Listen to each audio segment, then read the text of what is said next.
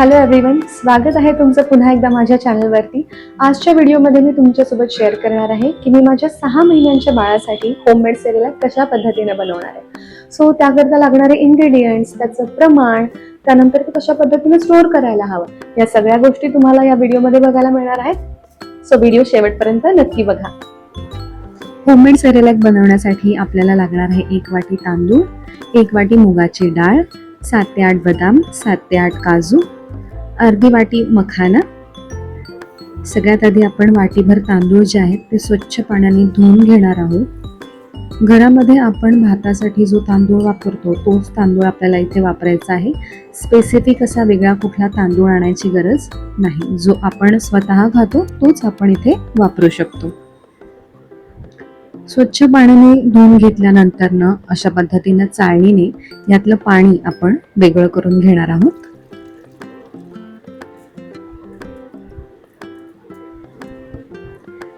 त्याच पद्धतीने आता मुगाची डाळ सुद्धा आपल्याला स्वच्छ धुवून घ्यायची आहे। इतर डाळींच्या प्रमाणात मुगाची डाळ ही पचायला हलकी असते, त्याकरता आपण इथे मुगाच्या डाळीचा वापर या सेरेलॅक मध्ये करत आहोत। ही सुद्धा आता आपण स्वच्छ धुवून घेतलेली आहे आणि त्यानंतर तांदूळाप्रमाणेच याचं सुद्धा पाणी आता आपण वेगळं करणार आहोत।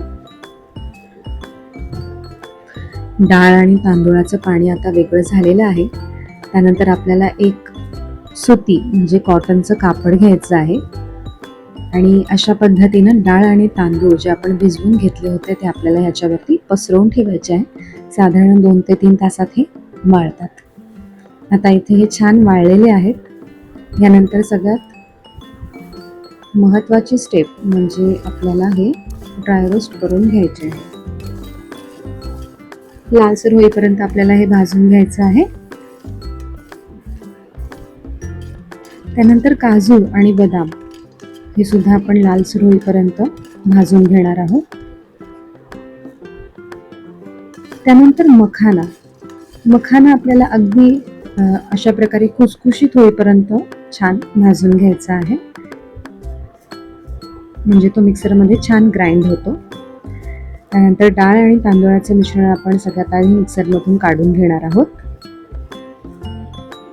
आणि त्याच पद्धतीनं काजू, बदाम आणि मखाना याचं सुद्धा मिश्रण आपण मिक्सरमधून काढून घेणार आहोत।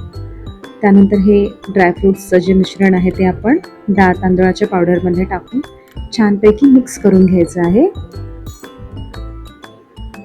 मखाना हा कॅल्शियमचा खूप चांगला स्रोत आहे आणि काजू आणि बदामाचे फायदे तर तुम्हाला माहितीच असतील।